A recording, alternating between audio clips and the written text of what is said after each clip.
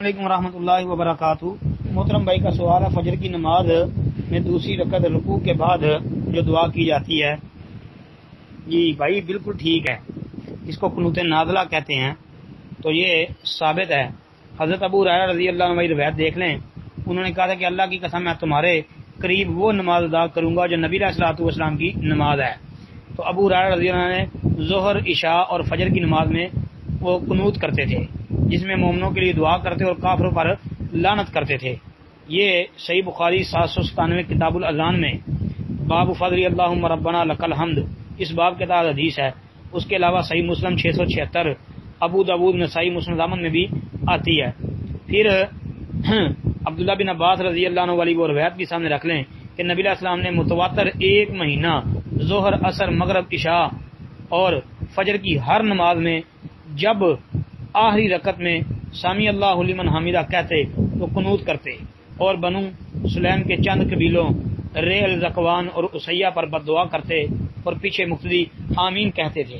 یہ روایت حسن درجے کی سنن نبی داود کے اندر موجود ہے کتاب الصلاۃ میں، اور شیخ البانی نے اس کو حسن قرار دیا ہے 1443 نمبر پر۔ تو پتہ چلتا ہے بھائی ساری نمازوں میں بھی قنوت کی جا سکتی ہے۔ پھر عبداللہ بن عباس رضی اللہ عنہ کی صحیح بخاری کتاب المغازی میں 4096 نمبر پر ایک حدیث ہے کہ نبی علیہ الصلوۃ والسلام نے مسلسل ایک مہینہ رکوع کے بعد قنوت فرمائی، یہ روایت ہے۔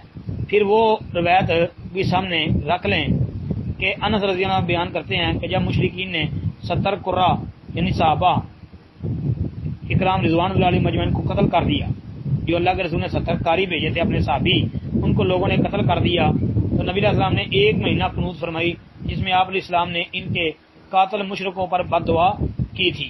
یہ صحیح بخاری کتاب الوتر میں حدیث ہے 1002 نمبر پر۔ پھر انس رضی اللہ عنہ والی وہ روایت بھی کہ یقیناً نبی علیہ الصلوۃ والسلام قنوت نہیں فرماتے تھے الا کہ جب کسی قوم کے لیے دعا کرتے یا کسی قوم پر بد دعا کرتے۔ یہ روایت بھی صحیح ابن خزیمہ کے اندر 620 نمبر پر موجود ہے۔ تو بھائی قنوت کرنا رکوع کے بعد آخری رکعت یعنی فجر کی نماز ہے تو دوسری رکعت کے رکوع سے اٹھ کے، یا عشاء کی نماز ہے تو چوتھی رکعت کے رکوع سے اٹھ کے، یعنی اس طرح قنوت کرنا، اس کو قنوت نازلہ کہتے ہیں فرض نماز کے اندر جو کی جاتی ہے۔ تو یہ سنت سے ثابت ہے، صحیح ہے جی، کرنی چاہیے۔ السلام علیکم ورحمۃ اللہ۔